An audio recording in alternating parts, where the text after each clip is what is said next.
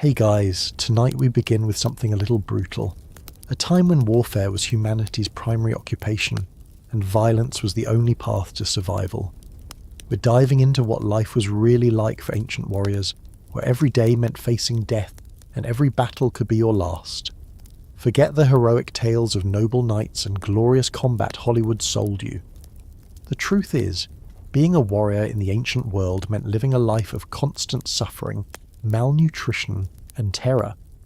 So before you get comfortable, make sure to like this video if you enjoy learning about history's most miserable professions, and subscribe for more content that'll make you grateful for peaceful modern life.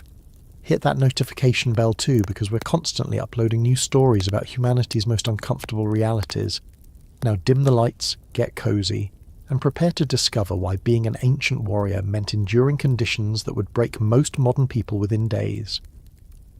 Welcome to a world where strength meant survival, but survival meant accepting a life of pain, disease, and almost certain violent death. Your journey as an ancient warrior begins not with glory or choice, but with desperation and brutal necessity that strips away any romantic notions about military service. Most warriors aren't volunteers seeking adventure, but rather conscripts, slaves, or children taken from their families and moulded into instruments of violence before they're old enough to understand what they're losing.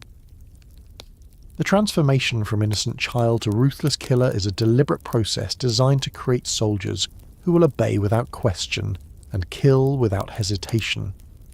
The recruitment process in most ancient civilizations involves soldiers sweeping through villages and towns, seizing boys as young as 7 or 8 years old to begin their transformation into warriors.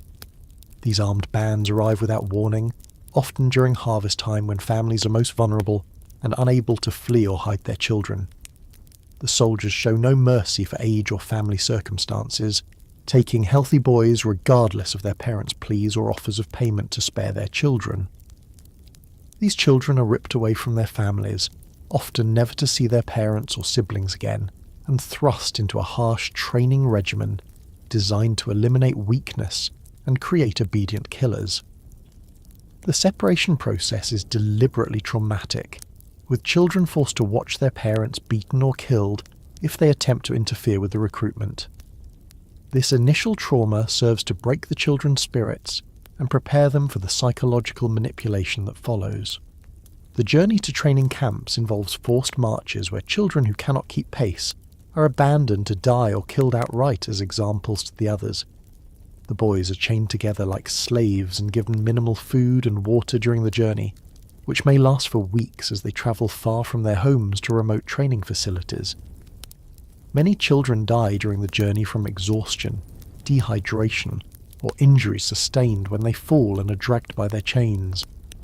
The training camps where young warriors are forged are brutal institutions that would be considered torture centres by modern standards, designed to break down normal human psychology and rebuild it according to military requirements. Boys are subjected to constant physical abuse, starvation, and psychological manipulation, designed to break their spirits and rebuild them as unquestioning soldiers.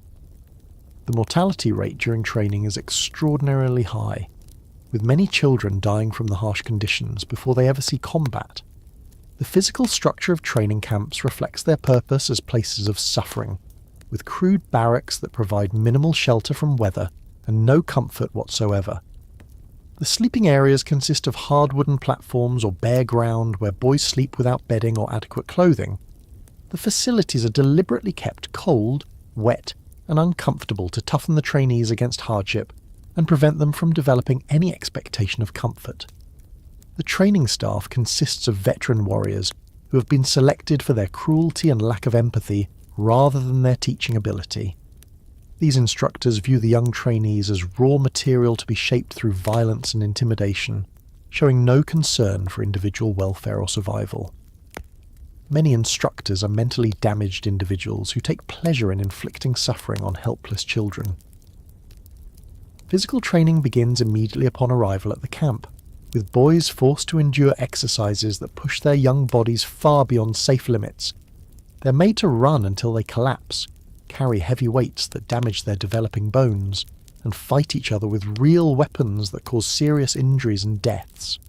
The trainers show no mercy for age or weakness, treating children as expendable resources in the warrior production process. The running exercises involve covering impossible distances over rough terrain while carrying heavy packs, often in extreme weather conditions that cause heat exhaustion or hypothermia. Boys who collapse during these runs are beaten and forced to continue until they either complete the exercise or die from exhaustion. The constant running on hard surfaces causes permanent damage to growing bones and joints.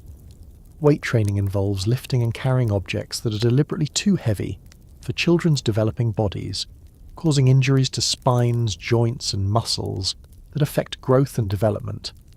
Boys may be forced to carry stones, logs, or other heavy objects for hours at a time, often while running or performing other exercises simultaneously. The injuries caused by this training often leave permanent disabilities that affect warriors for their entire lives. Combat training with real weapons begins when boys are barely strong enough to lift the implements, ensuring that many are injured or killed during the learning process. The weapons used are sharp and dangerous, with no safety modifications to protect inexperienced users. Boys are forced to fight each other with swords, spears, and axes that can cause fatal injuries, and deaths during training are considered acceptable losses. The diet provided to warrior trainees is deliberately inadequate, designed to toughen them against hunger and teach them to fight while malnourished. Boys receive minimal rations of poor quality food, often going days without adequate nutrition while being forced to maintain their brutal training schedule. Many develop chronic health problems from malnutrition that affect them for the rest of their shortened lives. The food provided consists primarily of grain porridge, stale bread, and occasional scraps of meat that may be spoiled or contaminated. The rations are calculated to provide just enough nutrition to keep the boys alive and able to train, but not enough to promote healthy growth or development. The deliberate malnutrition stunts physical and mental development, creating warriors who are smaller and less intelligent than they might have been with proper nutrition. Mealtimes are used as additional opportunities for psychological manipulation, with food distributed as rewards or punishments based on training performance. Boys who show weakness or disobedience may have their rations reduced or eliminated entirely, forcing them to steal food from weaker trainees or go hungry. This creates competition and conflict among the boys, preventing them from forming alliances or friendships that might threaten their loyalty to their instructors. Sleep deprivation is used as a training tool, with boys forced to remain awake for days at a time, while continuing their physical exercises and combat training. This sleep deprivation affects their developing brains and creates psychological problems that make them more aggressive and less capable of independent thought. The combination of hunger, exhaustion, and constant stress creates a state of chronic trauma that shapes their personalities permanently. The sleep deprivation is enforced through various torture techniques, including forcing boys to stand at attention for entire nights, subjecting them to loud noises or bright lights that prevent rest, or assigning them meaningless tasks that must be performed throughout the night. Boys who fall asleep during these exercises are beaten awake and forced to continue, often causing them to collapse from exhaustion during subsequent training. The lack of adequate sleep affects memory formation and cognitive development, making it easier for instructors to implant new beliefs and behaviours while erasing memories of family and previous life. The chronic exhaustion also makes boys more susceptible to suggestion and less likely to question orders or resist psychological manipulation. Combat training involves real weapons and actual violence, with trainees forced to fight each other using swords, spears, and other deadly implements. Many boys are seriously injured or killed during these training sessions, but their deaths are considered acceptable losses in the process of creating effective warriors. Those who survive learn to kill without hesitation and to accept violence as the normal state of human interaction. The combat training begins with boys as young as 8 or 9 years old, fighting with sharp weapons against opponents who may be older and stronger. The fights continue until one participant is seriously injured or killed, with instructors showing no concern for the welfare of either combatant. Boys learn that mercy or hesitation will result in their own death or serious injury. The weapons training progresses from simple clubs and knives to more complex weapons like swords and spears, with each level of training involving increased danger and higher casualty rates. Boys who show particular aptitude for violence are given additional training and better weapons, while those who hesitate to kill or show compassion are subjected to additional punishment and abuse.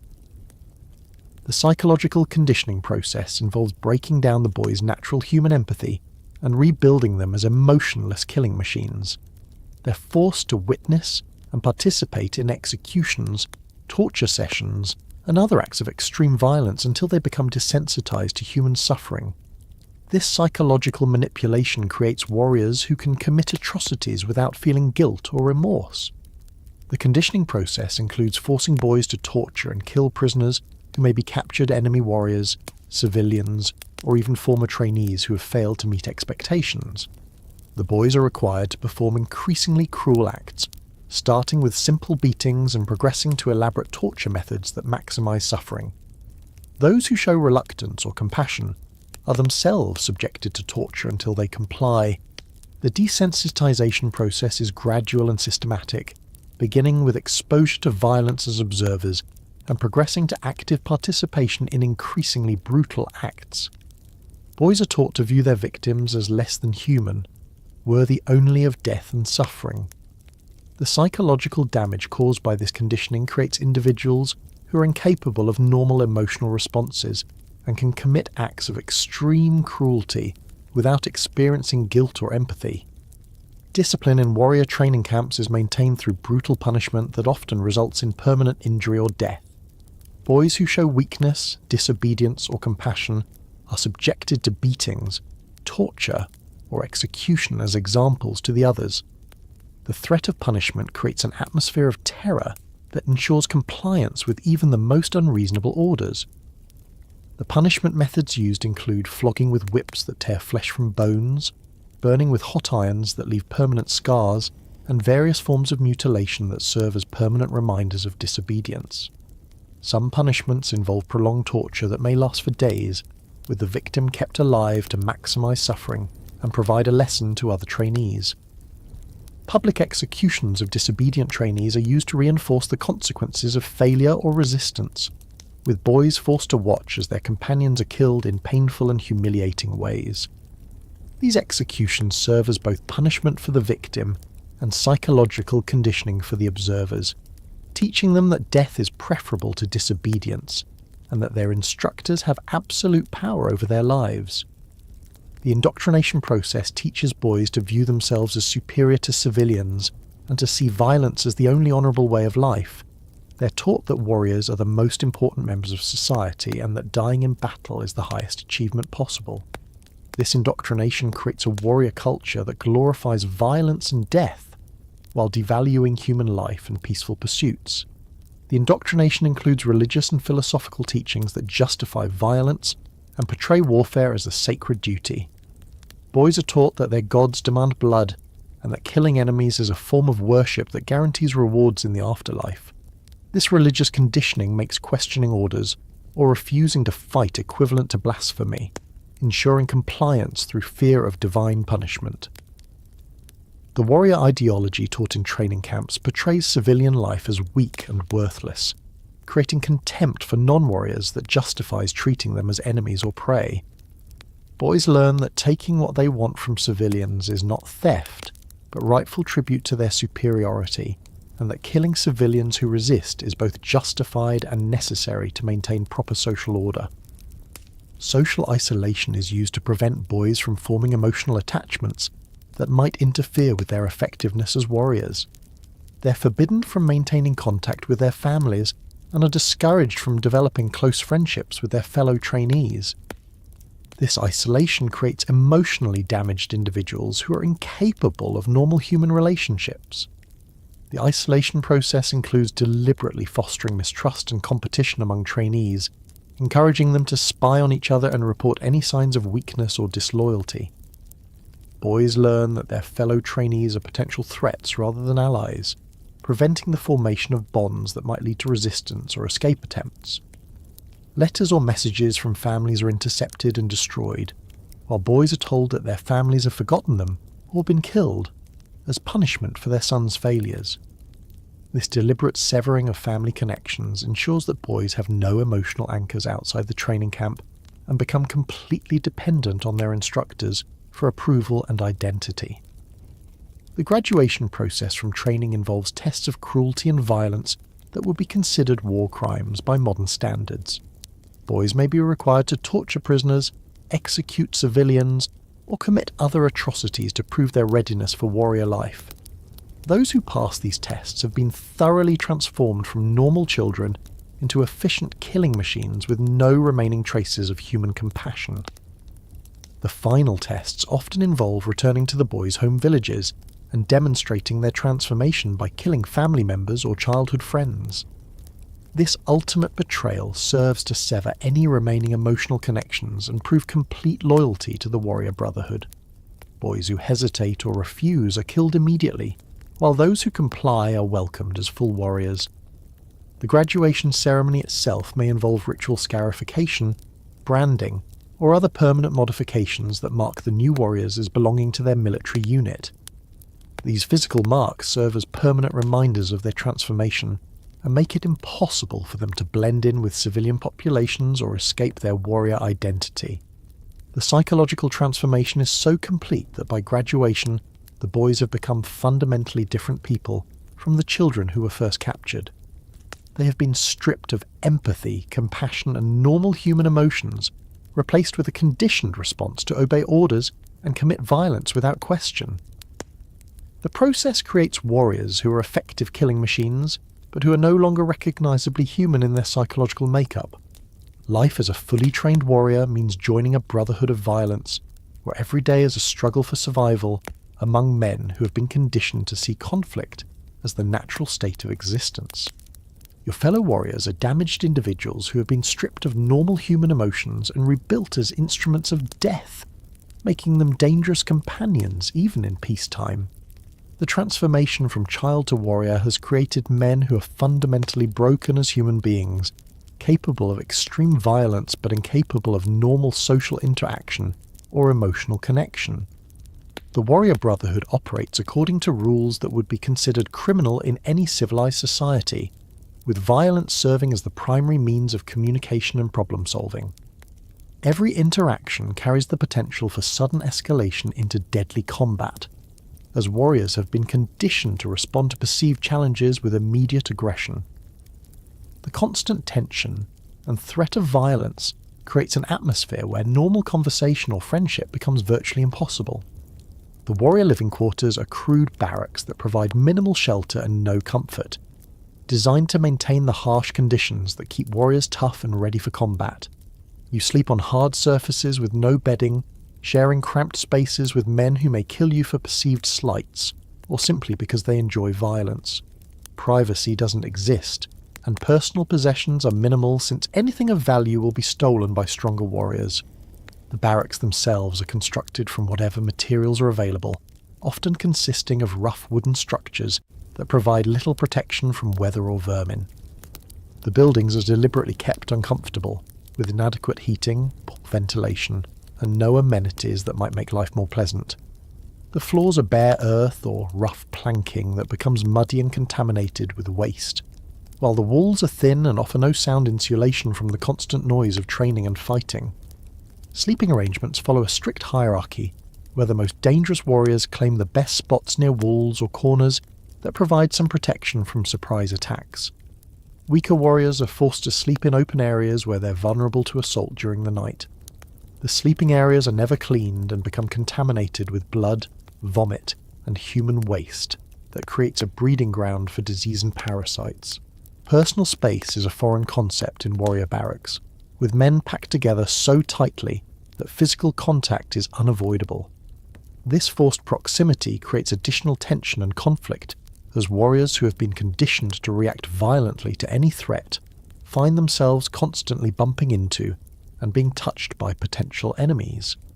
Many fights start simply because one warrior accidentally contacted another during sleep or movement. The hierarchy among warriors is maintained through constant violence and intimidation, with stronger or more experienced fighters dominating weaker ones through physical abuse and psychological terror. Disputes are settled through combat that often results in serious injuries or death, creating an environment where showing weakness or backing down from confrontation means becoming a target for further abuse. The hierarchy is fluid and constantly changing as warriors challenge each other for position and status. The establishment of dominance among warriors involves ritualized combat that may be triggered by minor disagreements or imagined slights. These fights are brutal affairs where participants use weapons or bare hands to inflict maximum damage on their opponents. The winner gains status and resources, while the loser may be permanently disabled or killed. There are no rules or referees in these contests, and outside intervention is forbidden. Psychological warfare among warriors includes constant insults, threats, and intimidation designed to establish dominance without resorting to physical violence. Warriors develop elaborate verbal abuse techniques that attack their target's competence, courage, or worthiness to be part of the brotherhood. This psychological abuse often proves more damaging than physical violence, as it undermines confidence and self-worth in ways that can permanently affect performance and survival. Food distribution among warriors follows the same violent hierarchy, with the strongest taking the best rations, while weaker members receive scraps or nothing at all. Mealtimes often involve fighting over food, with warriors stealing from each other and using violence to secure adequate nutrition. The chronic malnutrition that results from this system weakens many warriors and makes them more susceptible to disease and injury. The food provided to warriors is typically of poor quality and insufficient quantity, consisting of basic grains, dried meat, and whatever vegetables can be obtained locally. The preparation is minimal, with food often served raw or barely cooked due to limited cooking facilities and fuel. The lack of proper nutrition affects warriors' physical development, healing ability, and mental function, creating a cycle where malnutrition leads to poor performance, which leads to lower status and even worse nutrition. Mealtimes become competitions where warriors must defend their food from theft, while trying to steal better rations from others. The dining areas are chaotic environments where violence regularly erupts over food disputes. Warriors learn to eat quickly and defensively, always watching for threats while trying to consume whatever nutrition they can obtain. Many warriors develop digestive problems from eating too quickly or consuming spoiled food they were unable to properly inspect. The hoarding of food becomes a survival necessity, with warriors hiding portions of their rations to ensure future meals. However, food storage is difficult in the harsh conditions of warrior camps, and hoarded food often spoils or is discovered and stolen by other warriors. The constant worry about food security adds another layer of stress to an already difficult existence. Personal hygiene among warriors is virtually non-existent, as they live in conditions that make cleanliness impossible, and view bathing as a sign of weakness. Warriors go weeks or months without washing, developing severe skin diseases and parasitic infections that affect their health and combat effectiveness. The smell of unwashed bodies, infected wounds, and human waste creates an atmosphere of constant revulsion. The rejection of personal hygiene is both practical and ideological among warriors, who view cleanliness as a civilian weakness that has no place in their harsh lifestyle. Water for washing is scarce, and often needed for drinking or cooking, making bathing a luxury that warriors cannot afford. The lack of soap, clean clothing, or private washing facilities makes maintaining hygiene nearly impossible, even for those who might want to stay clean. Skin diseases flourish in the unwashed conditions of warrior camps, with warriors developing chronic infections, rashes, and parasitic infestations that cause constant discomfort and weaken their immune systems. Lice, fleas, and other parasites spread rapidly among warriors who share sleeping spaces and equipment. These parasites not only cause discomfort, but also spread diseases that can prove fatal in the harsh conditions of warrior life. Dental hygiene is completely neglected, leading to widespread tooth decay and gum disease that causes chronic pain and affects warriors' ability to eat properly. Many warriors lose most of their teeth at relatively young ages, making it difficult to consume the already inadequate food available to them. Dental infections can spread to other parts of the body, causing systemic illness that may prove fatal. Weapons and equipment maintenance consumes much of a warrior's time, as the instruments of war require constant care to remain functional. Swords must be sharpened, armour must be repaired, and shields must be maintained despite the lack of proper tools or materials. Many warriors use crude, damaged equipment that provides inadequate protection, because they lack the resources or skills to maintain their gear properly. Weapon maintenance is a complex skill that warriors must learn through trial and error, as there are no formal instructors or standardised techniques for caring for equipment. The tools available for maintenance are primitive and often inadequate for the tasks required. Warriors may spend hours each day grinding, filing, and hammering their weapons to keep them in usable condition, but the results are often poor quality repairs that may fail at critical moments.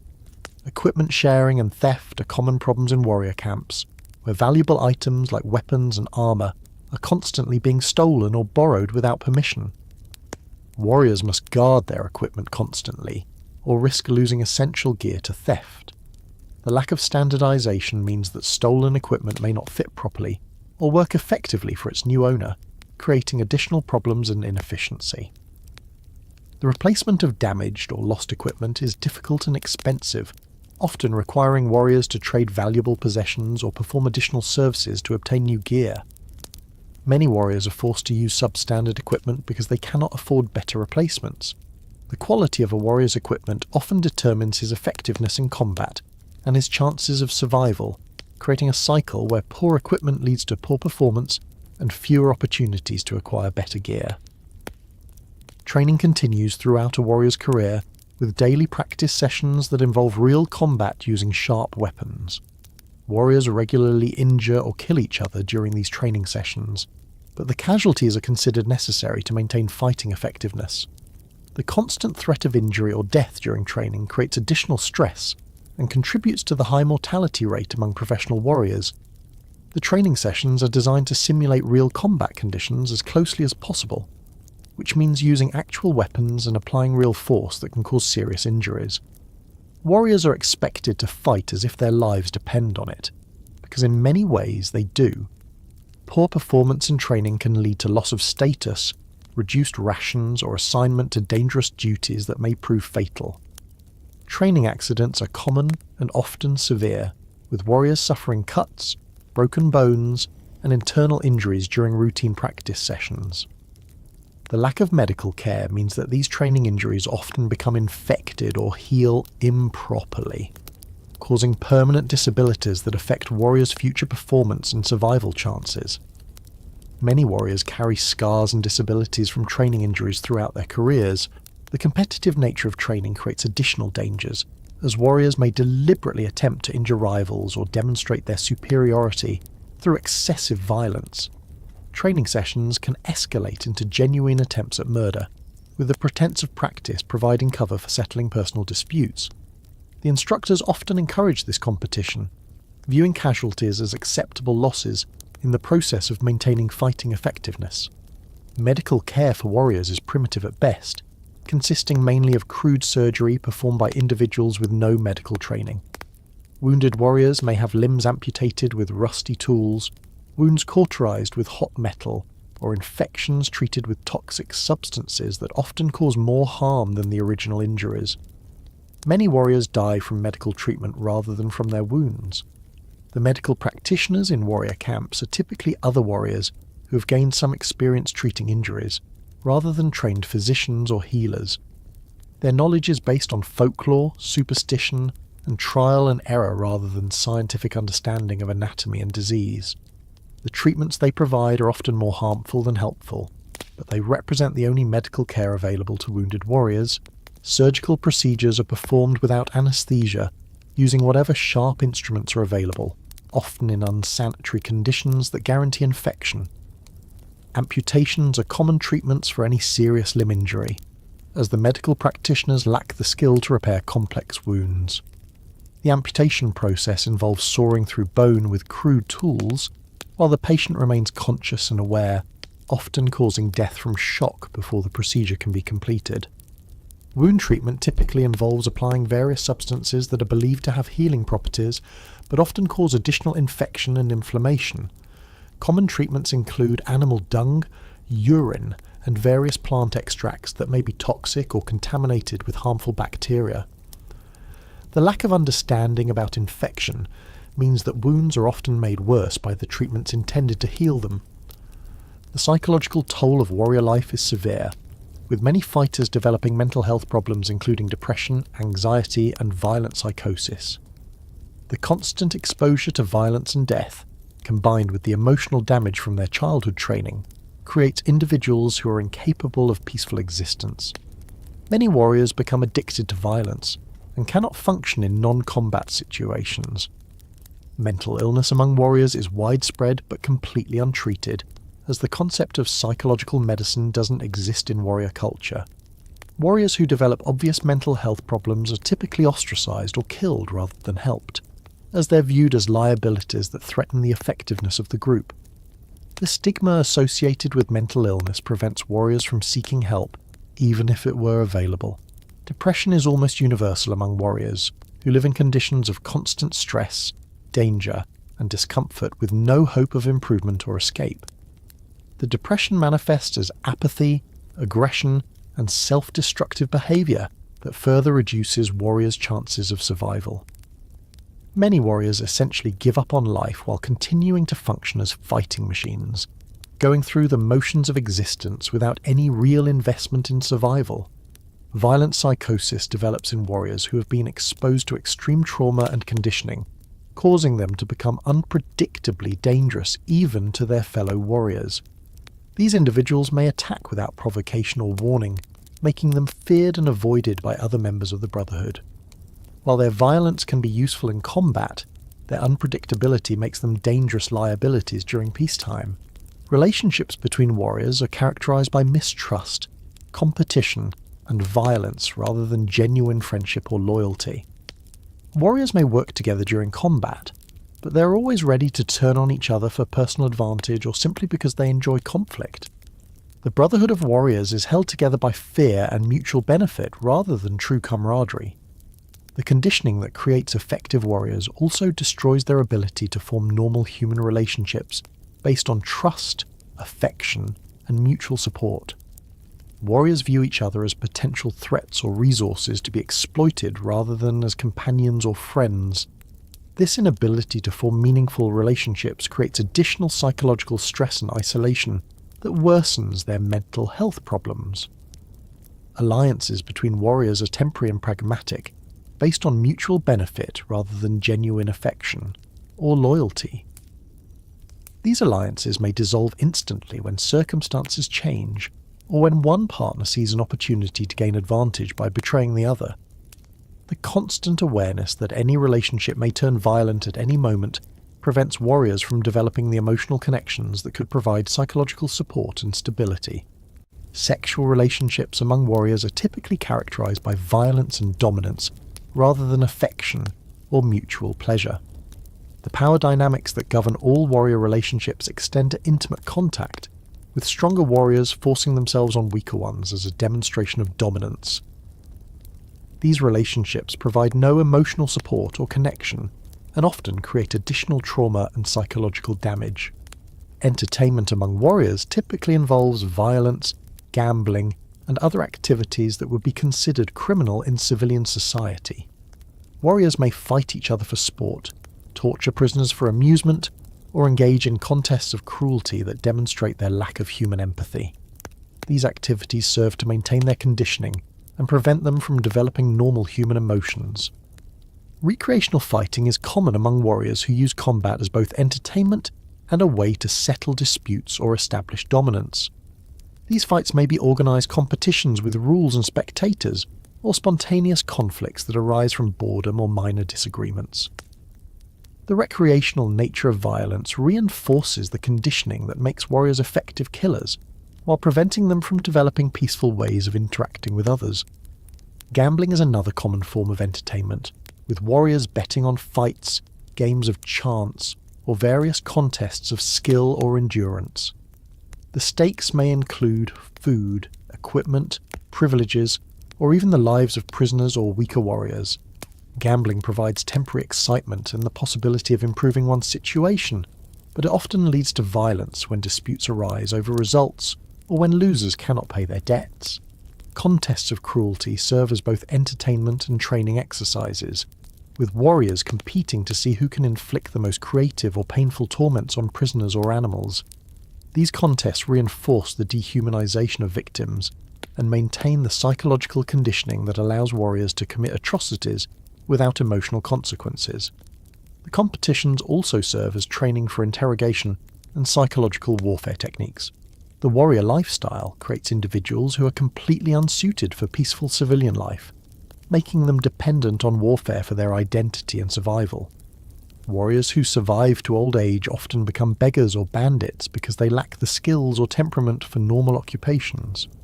The warrior brotherhood creates its own members and then traps them in a cycle of violence they cannot escape.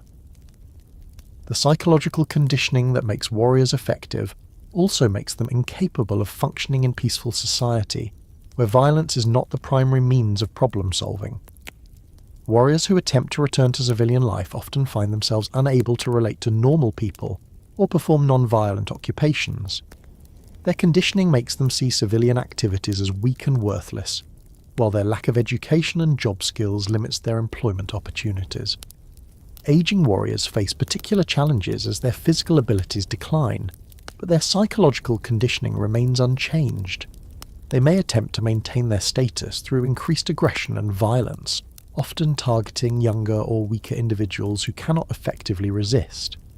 This desperate attempt to maintain relevance often leads to conflicts that result in injury or death for aging warriors who can no longer compete effectively. The few warriors who survive to old age often become outcasts from both warrior and civilian society, too old and damaged for effective combat but too conditioned for peaceful existence. They may survive as beggars, bandits, or mercenaries living on the margins of society until injury, disease, or violence finally ends their miserable existence. The warrior brotherhood consumes its members completely, offering no provision for retirement or peaceful transition to civilian life. Ancient warfare bears no resemblance to the clean, heroic battles depicted in modern entertainment, but instead consists of chaotic melees, where survival depends more on luck than skill, and where most participants die horrible deaths from infected wounds, disease, or starvation rather than glorious combat.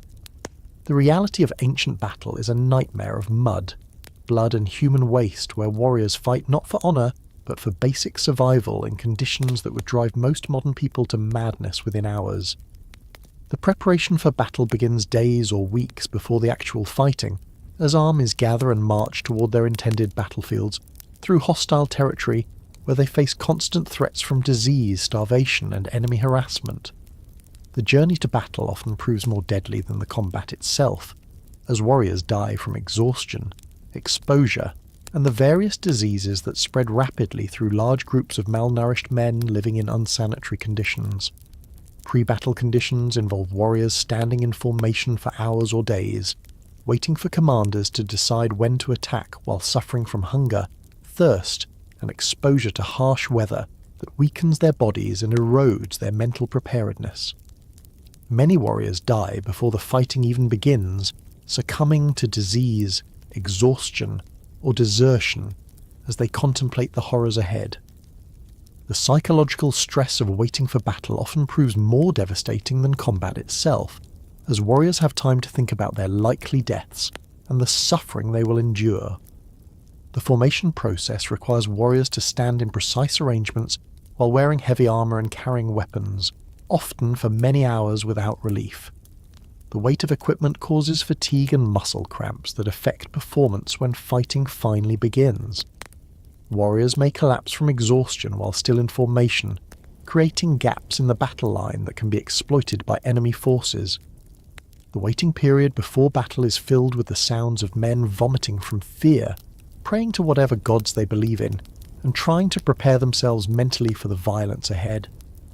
Some warriors lose control of their bowels from terror, soiling themselves before the fighting even begins, and creating additional discomfort and humiliation. The stench of fear-induced bodily functions mingles with the smell of unwashed bodies and rotting equipment to create an atmosphere of revulsion. Commanders may deliberately delay the start of battle for tactical reasons, forcing warriors to endure extended periods of anticipation that wear down their mental and physical reserves. The uncertainty about when fighting will begin creates additional stress, as warriors must remain alert and ready while dealing with hunger, thirst, and the basic human needs that cannot be addressed while maintaining formation. The battlefield itself is a treacherous environment where warriors must navigate rough terrain while carrying heavy equipment and avoiding obstacles that can cause fatal falls or injuries. The ground becomes slippery with blood and bodily fluids, making movement dangerous and unpredictable. Dead bodies and wounded soldiers create additional hazards that can trip or entangle warriors during the confusion of combat. The terrain where battles occur is often chosen for tactical advantage rather than safety, meaning that warriors may be forced to fight on hillsides, in swamps, or on rocky ground that creates additional hazards beyond enemy weapons. The footing is treacherous and unpredictable, with hidden rocks, holes, and other obstacles that can cause warriors to fall and become vulnerable to enemy attack. Weather conditions during battle add another layer of danger and discomfort, with warriors forced to fight in rain, snow, extreme heat, or other harsh conditions that affect visibility and movement. Rain makes the ground slippery and turns dirt into mud that can trap fallen warriors and make it difficult to maintain footing. Snow and cold weather cause hypothermia and frostbite that can disable warriors even if they avoid enemy weapons. The accumulation of bodies and debris during battle creates a constantly changing landscape that becomes increasingly difficult to navigate as fighting continues. Warriors must climb over piles of corpses while fighting for their lives, often stepping on wounded men who may grab at their legs or weapons in desperate attempts to save themselves.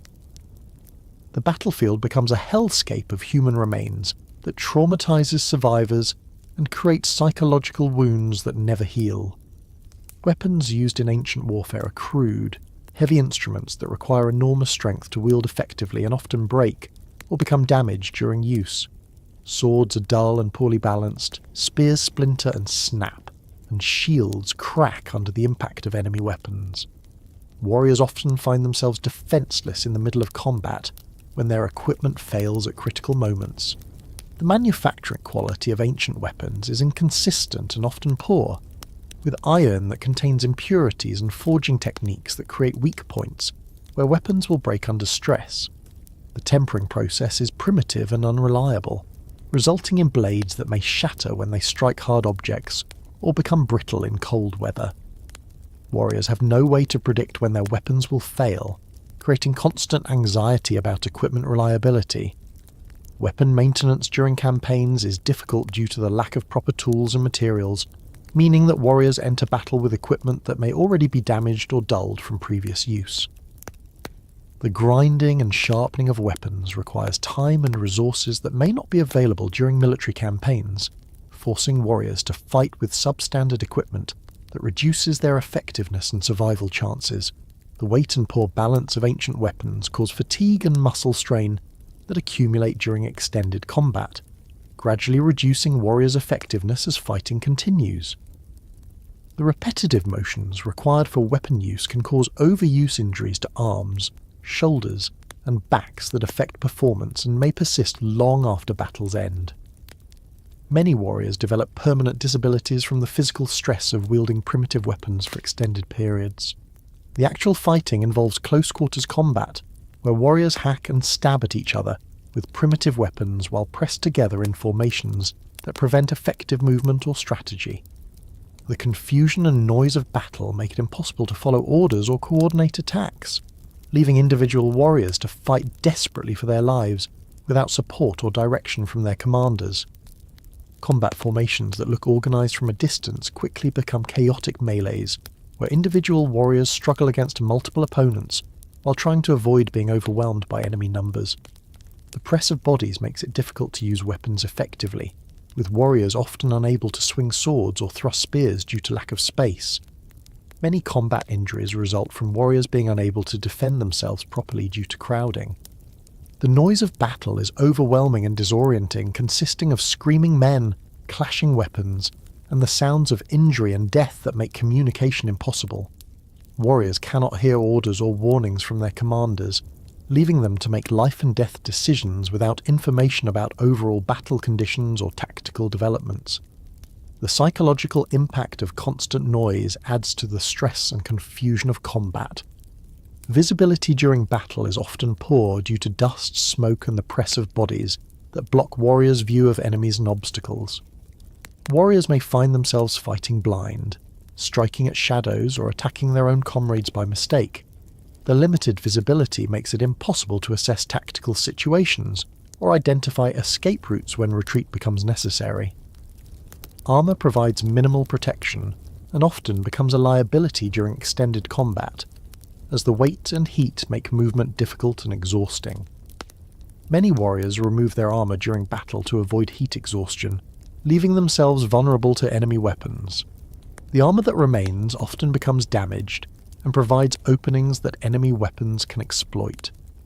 The armour worn by ancient warriors is typically crude metal plates or chainmail that covers only parts of the body, leaving large areas vulnerable to enemy weapons.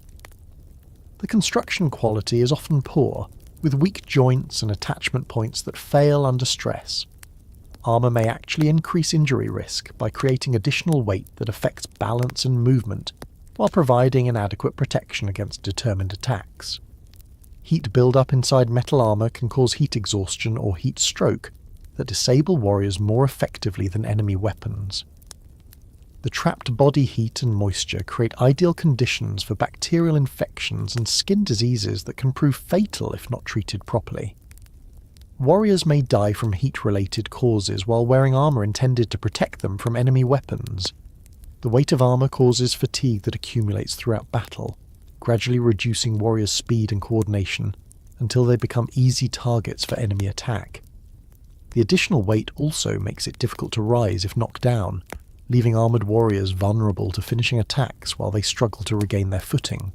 Injuries sustained during battle are typically severe and often fatal, involving deep cuts, broken bones, and internal damage that would be serious even with modern medical care.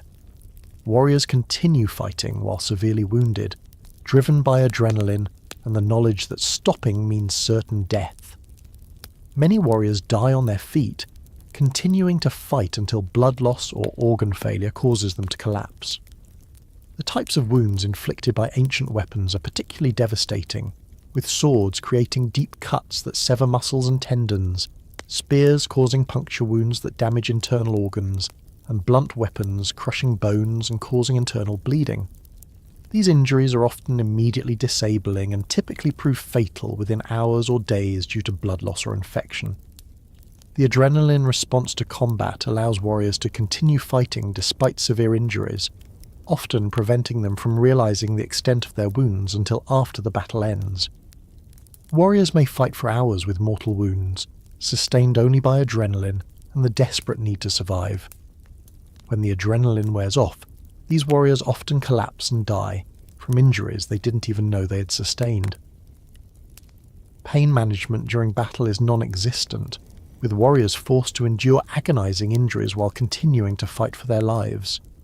The combination of severe pain and combat stress often causes warriors to make poor decisions or become careless, increasing their vulnerability to additional injuries.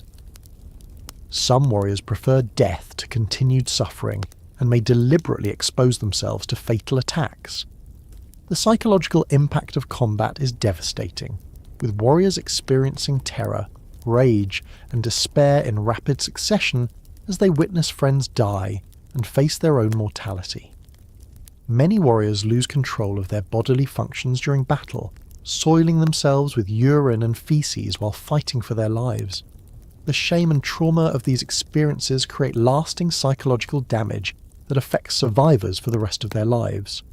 Combat stress reactions include panic attacks, paralysis, and uncontrolled aggression that can make warriors as dangerous to their own side as to the enemy.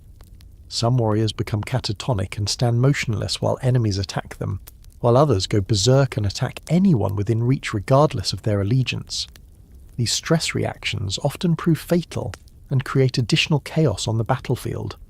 The witnessing of extreme violence and death creates traumatic memories that haunt survivors long after battles end. warriors may develop what we would now recognize as post-traumatic stress disorder, experiencing nightmares, flashbacks, and severe anxiety that make normal life impossible. The lack of understanding about psychological trauma means that these warriors receive no help and often become outcasts from society.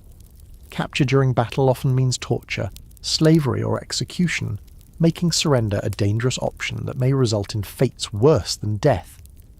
Enemy warriors may torture prisoners for information or entertainment, keeping them alive for days while inflicting unimaginable suffering. Some captured warriors are sold into slavery, facing lives of brutal labour and abuse that make death seem preferable.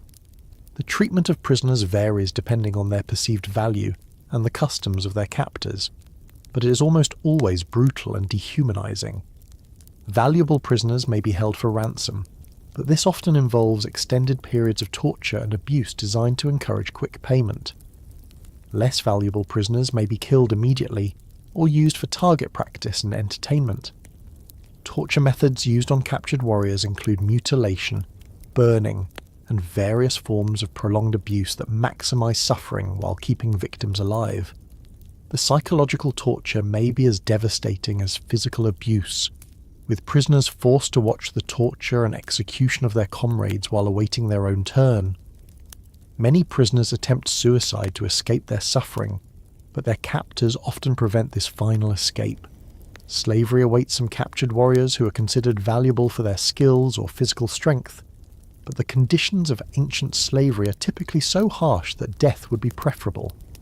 Enslaved warriors may be forced to fight as gladiators, work in mines under deadly conditions, or perform other dangerous labour that kills them slowly over time. The aftermath of battle involves searching through piles of dead and wounded bodies, looking for anything of value while avoiding the desperate grabs of dying men. Warriors strip equipment and valuables from corpses, often fighting each other over the spoils of war. The wounded are typically left to die slowly from their injuries, as medical care is reserved for those with minor injuries who might return to combat. The looting process is chaotic and dangerous, with warriors searching through piles of bodies while watching for enemies who might still be alive and dangerous. The search for valuables often involves mutilating corpses to remove jewellery or coins, creating additional trauma for survivors who must perform these grisly tasks. Competition for spoils often leads to fights among supposed allies as they argue over valuable items. Wounded warriors who cannot defend themselves become victims of their own comrades, who may kill them to steal their equipment or simply to put them out of their misery. The distinction between friend and enemy becomes meaningless in the aftermath of battle, as survival and greed override loyalty and compassion. The identification of dead friends and relatives is a traumatic process that adds to the psychological damage of battle survivors. Warriors may spend hours searching through mutilated corpses looking for missing comrades, often finding them in conditions that make identification difficult or impossible. The grief and trauma of these discoveries create additional psychological wounds that never heal. Victory in battle provides no lasting satisfaction or reward, as surviving warriors know that the next battle may be their last, and that their lives have no value beyond their usefulness as fighting machines. Many victorious warriors are more traumatized by what they've witnessed and done than by their own injuries, creating psychological wounds that never heal. The celebration of victory is often muted and short-lived, as survivors deal with their injuries and trauma while contemplating the likelihood that they will face similar ordeals in the future.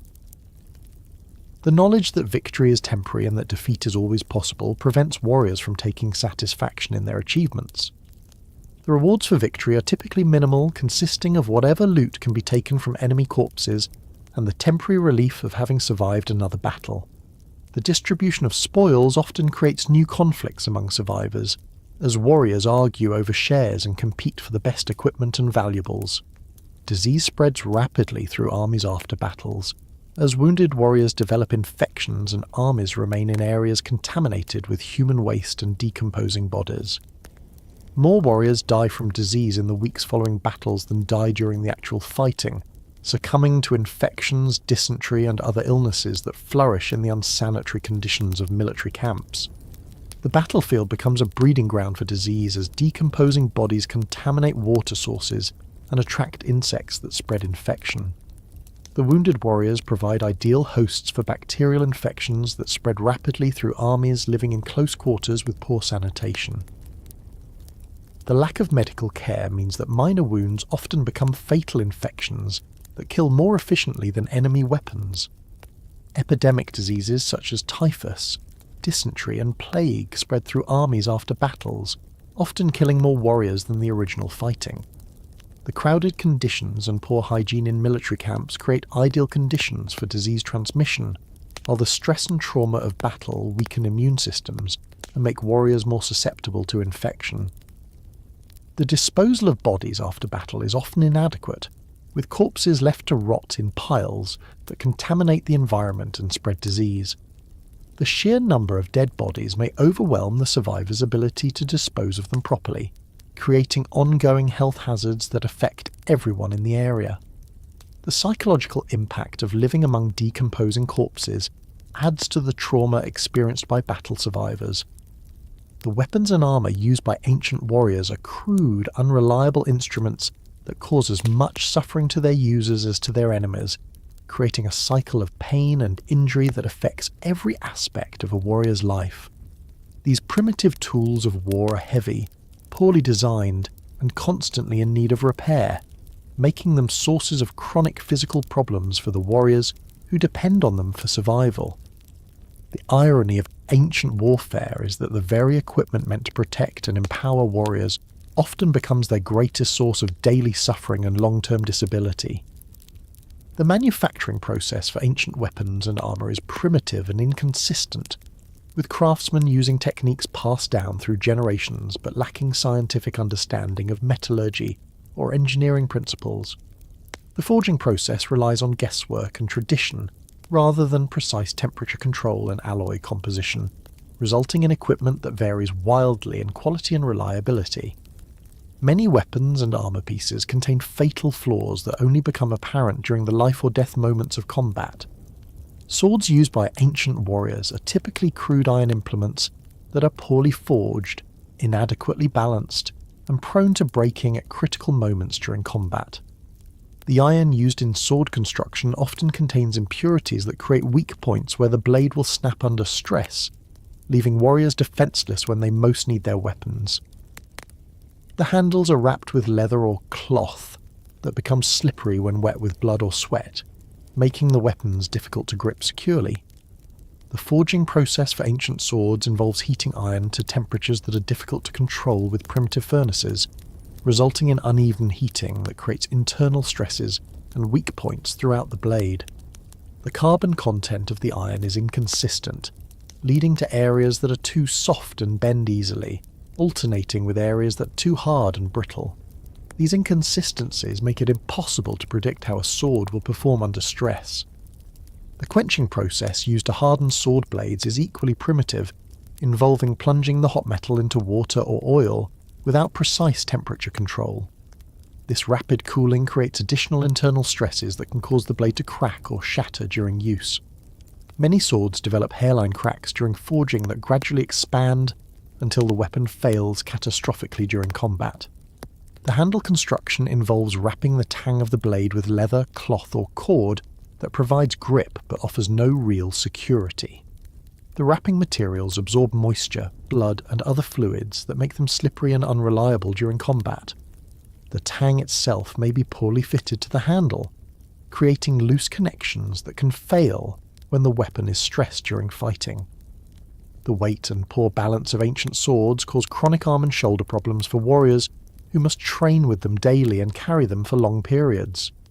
The repetitive motions required for sword fighting create overuse injuries that affect warriors' ability to fight effectively.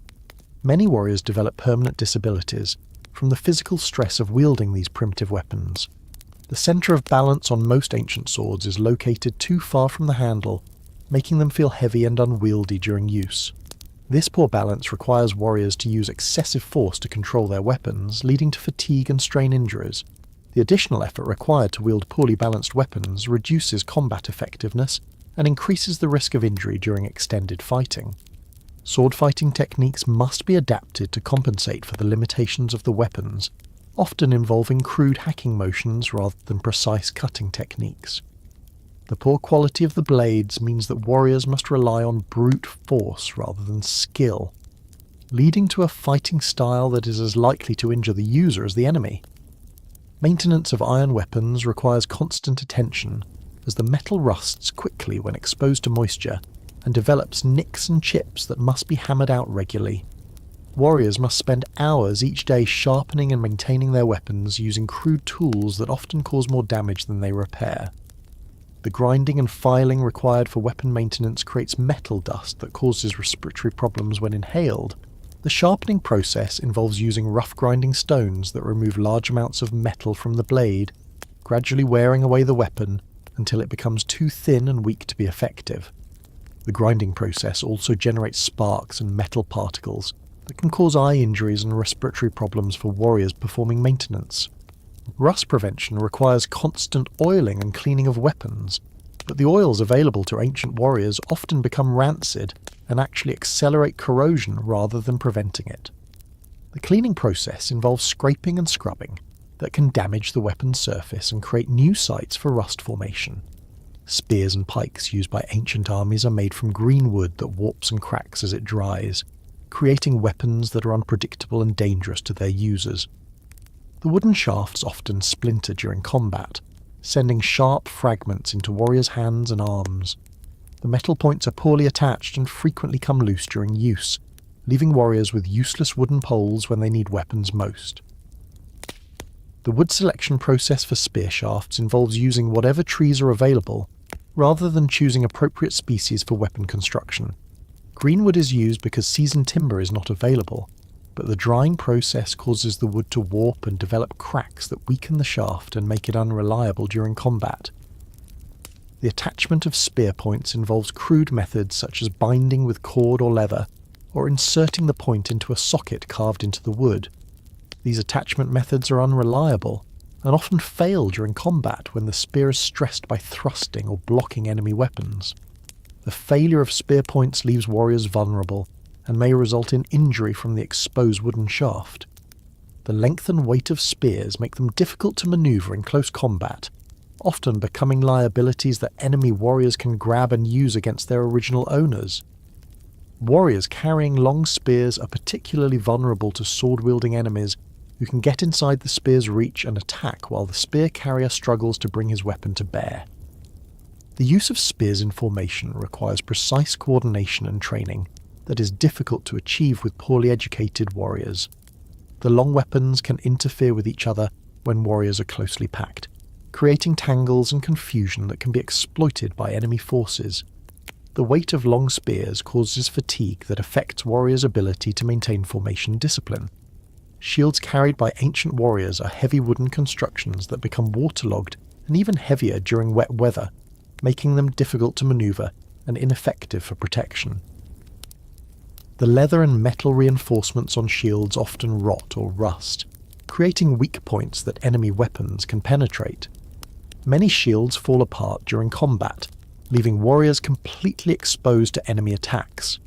The construction of wooden shields involves laminating multiple layers of wood together, using animal glue that weakens when exposed to moisture. The wood itself may contain knots and other defects that create weak points where the shield can be split or broken by enemy weapons. The size and shape of shields are often poorly designed for the types of combat they will encounter. Shield reinforcements consist of metal strips or studs that are attached with rivets, or nails that can work loose during combat. The metal reinforcements may actually create weak points by splitting the wood where they are attached. Leather covering on shields absorbs moisture and blood, becoming heavy and eventually rotting away to expose the wooden core. The straps and handles on shields cause pressure sores and nerve damage in warriors' arms, as the weight and awkward positioning create circulation problems and muscle strain. Warriors often develop permanent arm and shoulder injuries from carrying heavy shields for extended periods.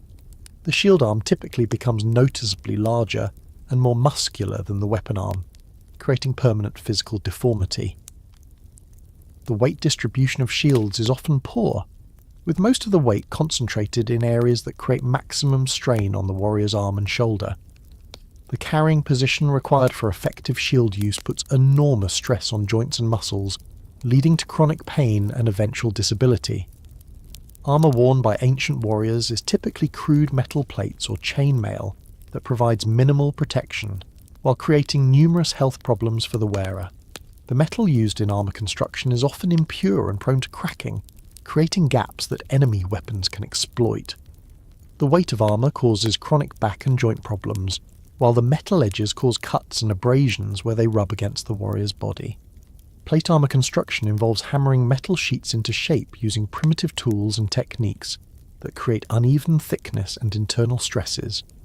The joining of armour plates involves crude riveting or welding that creates weak points where the armour can fail. The fitting of armour to individual warriors is imprecise, resulting in gaps and pinch points that reduce protection and cause discomfort. The metal quality used in armour construction is inconsistent, with some areas being too soft to provide adequate protection, while others are too brittle and crack under impact. The heat treatment of armour is primitive and uncontrolled, resulting in pieces that may fail catastrophically when struck by enemy weapons.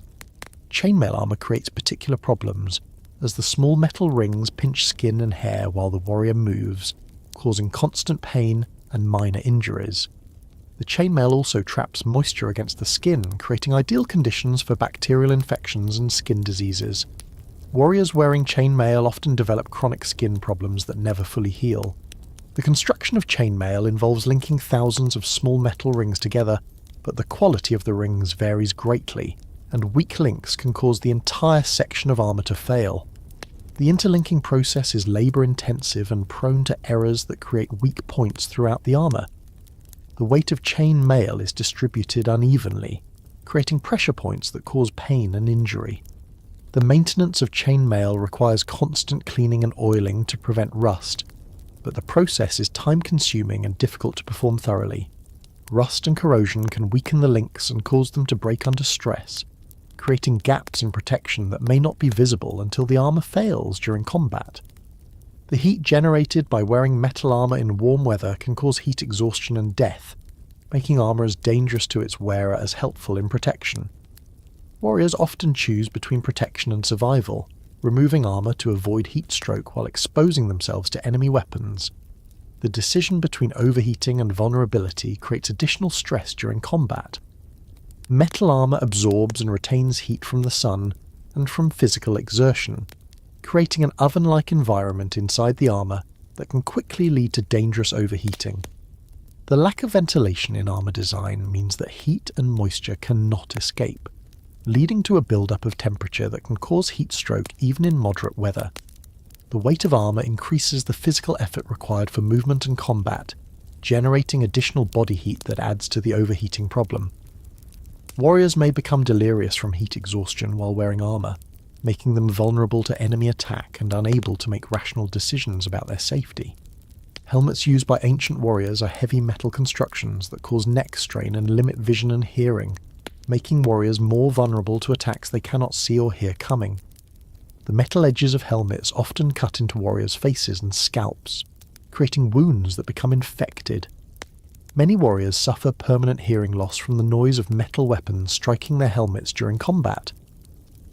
Helmet design is often poor, with inadequate eye openings that restrict vision and prevent warriors from seeing peripheral threats. The weight of helmets causes chronic neck problems and headaches that affect concentration and combat performance. The interior of helmets may have rough edges or poor padding that causes cuts and pressure sores on the warrior's head. The sound dampening effects of helmets make it difficult for warriors to hear orders or approaching enemies, creating tactical disadvantages that can prove fatal. The echo and distortion of sound inside metal helmets can cause disorientation and make it difficult to judge distances and directions during combat. The primitive construction techniques used for ancient weapons and armour mean that no two pieces of equipment are identical, making replacement parts impossible to obtain. Warriors must make do with whatever equipment they can acquire or steal, often using mismatched gear that doesn't fit properly or work effectively together.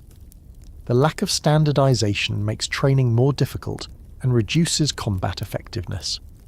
Equipment replacement requires finding items that approximately fit the warrior's size and fighting style, but the lack of standardization means that new equipment may require significant adaptation and retraining. The inconsistency in equipment design makes it difficult to develop standardized fighting techniques that can be taught to multiple warriors. The cost of equipment is often beyond the means of individual warriors, making them dependent on their commanders or sponsors for weapons and armour. This dependency creates additional vulnerabilities, as warriors may lose their equipment due to political changes or economic problems beyond their control. Arrows and other projectile weapons are equally primitive, with wooden shafts that warp and metal points that are poorly attached and frequently fall off during flight. Archers must constantly maintain their arrows and often lose or damage them during practice, leaving them with inadequate ammunition for combat. The bowstrings are made from animal sinew that stretches and breaks at unpredictable times, making archery unreliable. Arrow construction involves selecting straight wooden shafts and attaching points, and fletching using primitive adhesives and binding techniques. The wood used for arrow shafts may contain defects that cause the arrows to fly erratically or break during use. The fletching made from feathers may be poorly attached and come loose during flight, affecting accuracy and range. The metal points used on arrows are often made from inferior metal and poorly shaped, reducing their penetrating power and effectiveness against armour. The attachment of points to shafts involves crude binding or socket techniques that may fail during use, causing the point to separate from the arrow and reducing its effectiveness.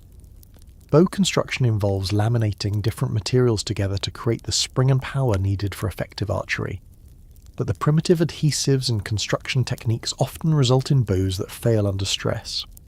The bowstrings made from animal sinew are affected by moisture and temperature changes, causing them to stretch or break at unpredictable times. Bow maintenance requires constant attention to prevent warping and cracking of the wood, but the materials and techniques available to ancient warriors are inadequate for proper preservation. Bows may become unusable due to weather damage or normal wear, leaving archers without weapons when they are needed most.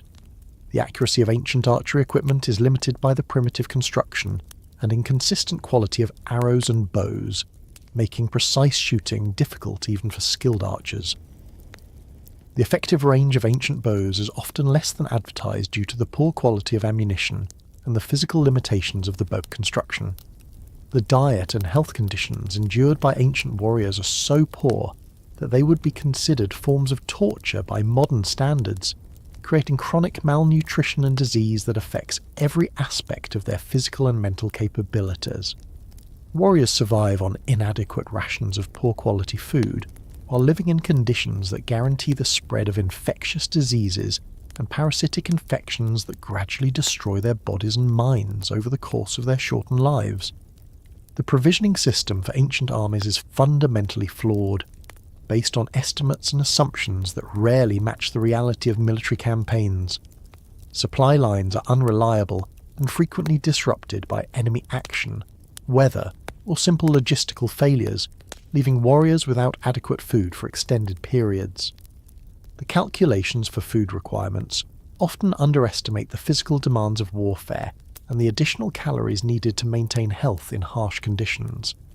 The basic diet of ancient warriors consists primarily of hardtack, dried meat, and whatever food can be foraged or stolen during campaigns, providing minimal nutrition and often causing digestive problems that weaken warriors' ability to fight effectively.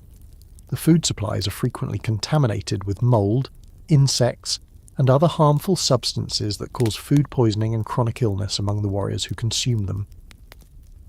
The nutritional content of warrior rations is inadequate for maintaining health under normal conditions, much less during the extreme physical stress of military campaigns.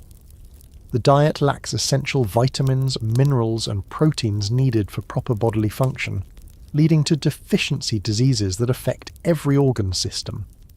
The caloric content is often insufficient to maintain body weight and energy levels, causing progressive weakness and malnutrition. Food distribution systems within armies are corrupt and inefficient, with officers and privileged warriors receiving better rations, while common soldiers are left with scraps and spoiled food. The hierarchy of food distribution mirrors the social structure of the military, ensuring that those who most need adequate nutrition receive the least. This system creates additional stress and conflict within the ranks, as warriors compete for adequate sustenance. Hardtack, the staple food of most ancient armies, is deliberately made as hard and dry as possible to prevent spoilage, but this makes it nearly impossible to chew and digest properly. Warriors often break their teeth attempting to eat hardtack, and the partially chewed pieces can cause choking or intestinal blockages. The hardtack is frequently infested with weevils and other insects that provide the only protein in many warriors' diets. The production of hardtack involves baking flour and water into dense, rock-hard biscuits that can survive long storage periods, but are barely edible when consumed. The flour used is often of poor quality, containing sawdust, sand, and other adulterants that add bulk but no nutritional value. The baking process creates a product so hard that it can chip teeth and cause mouth injuries when warriors attempt to eat it. The preparation of hardtack for consumption requires soaking it in water, wine, or whatever liquid is available to soften it enough to chew. This soaking process often reveals the extent of insect infestation, as weevils and their larvae emerge from the softened biscuit in writhing masses. The sight and texture of insect-infested food causes revulsion, but hungry warriors have no choice but to consume it or face starvation. The insects found in hardtack include weevils, beetles, and their larvae, which may actually provide more nutritional value than the hardtack itself. However, these insects often carry parasites and diseases that cause additional health problems for warriors who consume them. The psychological impact of eating insects never fully disappears, adding to the mental stress and degradation experienced by ancient warriors. Dried meat carried by warriors is often rancid and contaminated with harmful bacteria that cause severe food poisoning, dysentery, and other digestive ailments. The preservation process is primitive and unreliable, often failing to prevent spoilage during long campaigns or storage in humid conditions. The salt used to preserve meat is frequently contaminated with toxic substances that cause additional health problems. The meat preservation process involves covering strips of meat with salt and allowing them to dry, but this crude method often fails to prevent bacterial growth and decomposition. The meat may appear dry on the outside while remaining moist and rotting internally, creating ideal conditions for dangerous bacteria to multiply. The resulting product often smells putrid and has a slimy texture that indicates advanced decay. Warriors who eat spoiled meat may become too sick to fight, but the alternative is starvation, creating an impossible choice between immediate illness and eventual death. The food poisoning from rancid meat causes violent vomiting, diarrhea, and dehydration that can be fatal in warriors who are already weakened by malnutrition and stress. The recovery time from food poisoning can last for weeks, during which warriors are unable to perform their duties effectively. The salt used in meat preservation is often contaminated with impurities including lead, arsenic, and other toxic substances that cause chronic poisoning over time.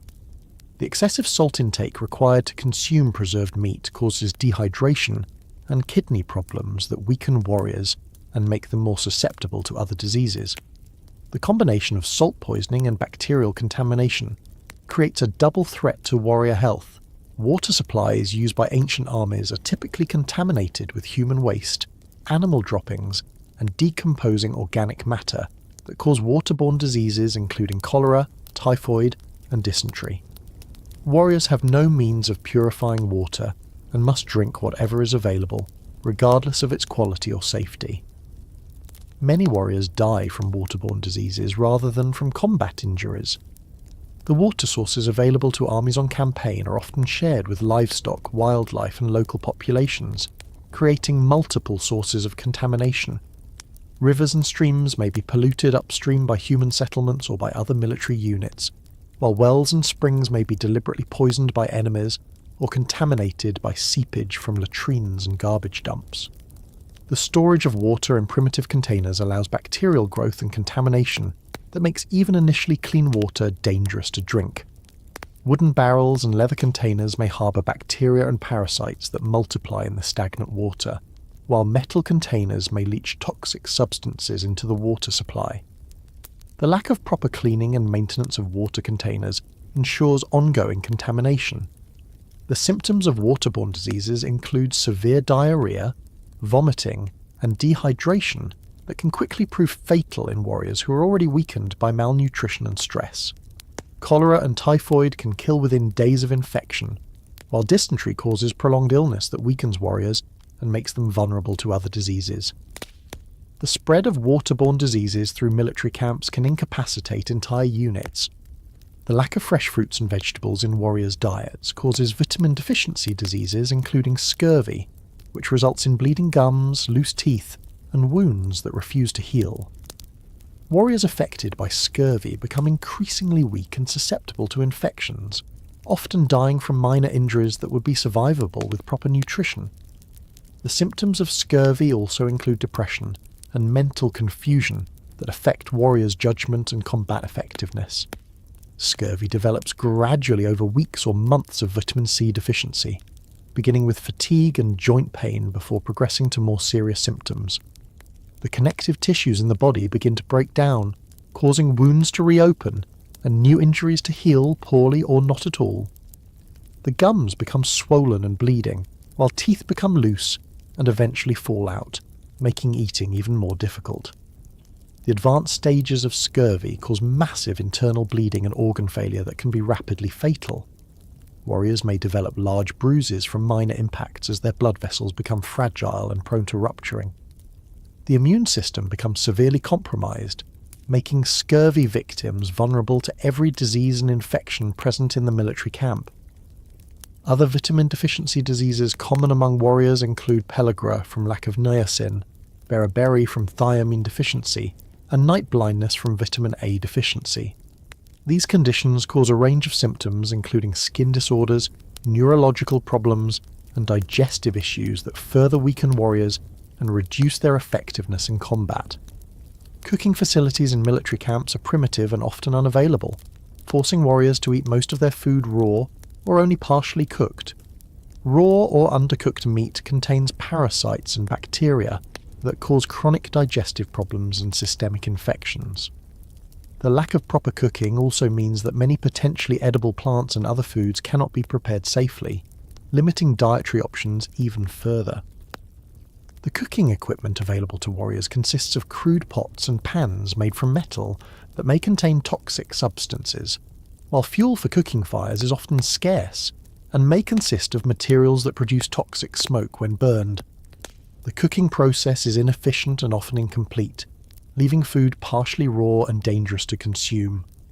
The communal nature of cooking in military camps means that contamination from one source can affect entire units, as cooking utensils and preparation surfaces are shared among many warriors. The lack of proper cleaning and sanitation means that cooking equipment becomes increasingly contaminated over time, serving as a source of ongoing food poisoning and disease transmission. Food storage in ancient armies is inadequate, with supplies often exposed to rain, insects and rodents that contaminate or destroy rations before they can be consumed. Warriors may go days without adequate food when supplies are lost or damaged, weakening them at times when they most need strength for combat. The irregular and unpredictable food supply creates chronic stress and malnutrition among even well-supplied armies. The storage containers used for food are primitive and often inadequate for protecting supplies from moisture, pests, and contamination. Cloth bags and wooden boxes may be penetrated by insects and rodents, while leather containers may rot and allow contamination. The lack of proper sealing and preservation techniques means that stored food often spoils before it can be consumed. Rodent infestation of food supplies is a constant problem, with rats and mice consuming significant portions of stored rations while contaminating the remainder with their droppings and urine. The diseases spread by rodents include plague, typhus, and various bacterial infections that can prove fatal to warriors who consume contaminated food. Medical care for warriors is virtually non-existent, with most armies having no trained medical personnel and no understanding of disease prevention or treatment. Wounded warriors may receive crude first aid from their companions, but serious injuries typically result in death from infection or blood loss. The lack of medical care means that minor injuries often become life-threatening infections. The medical practitioners in ancient armies are typically other warriors who have gained some experience treating injuries through trial and error, rather than trained physicians with scientific knowledge. Their treatments are based on folklore, superstition and tradition, rather than understanding of anatomy and disease processes. The cures they provide are often more harmful than the original conditions. Medical supplies consist of whatever materials are available, including dirty cloth for bandages, crude tools for surgery, and various substances believed to have healing properties, but often containing toxic compounds.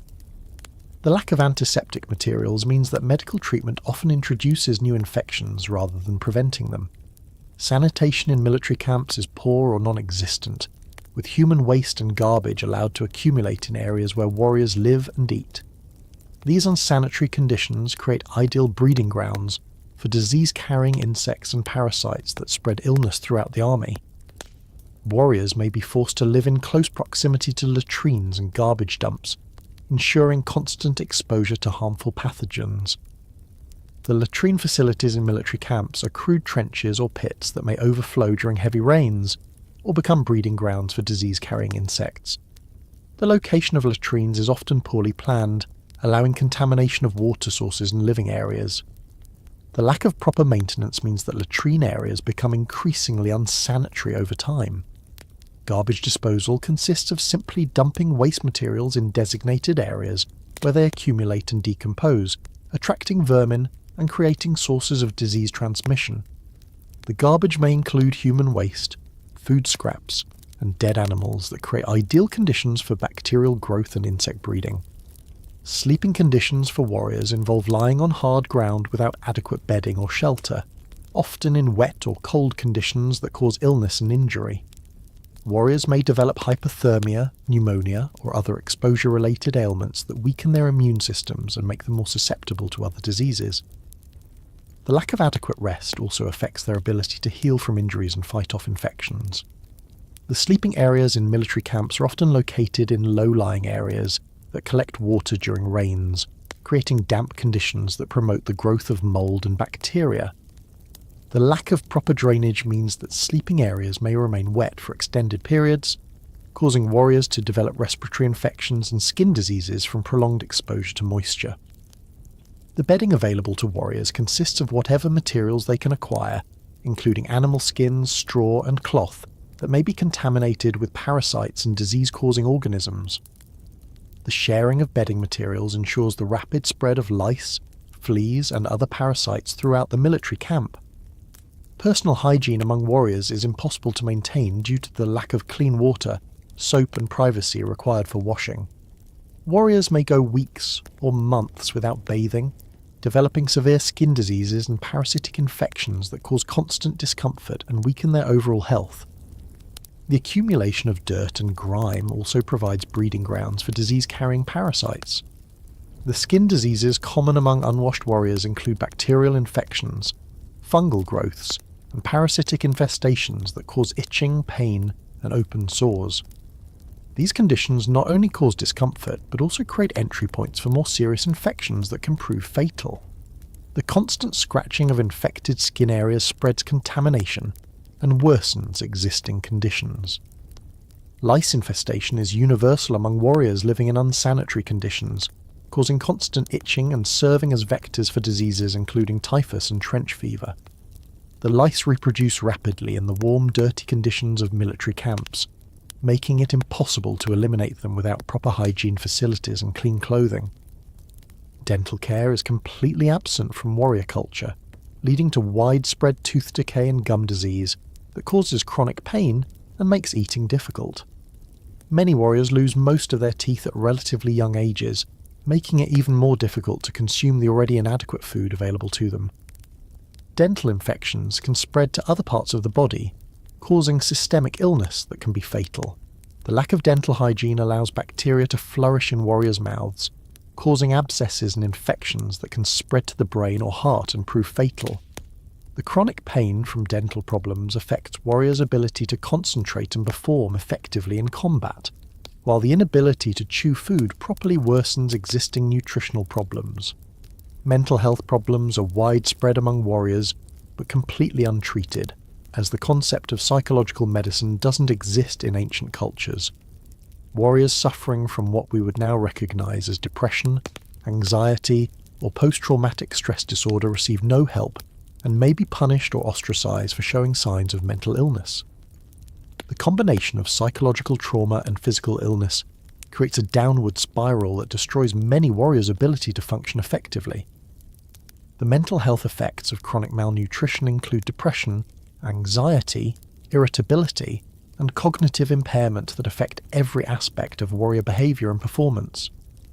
The constant stress of hunger and illness creates psychological trauma that persist even when physical conditions improve. The lack of understanding about mental health means that warriors receive no support for psychological problems.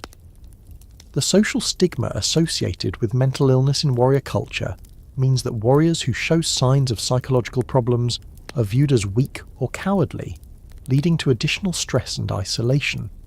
This stigma prevents warriors from seeking help even when it might be available, ensuring that mental health problems worsen over time and eventually destroy the individual's ability to function.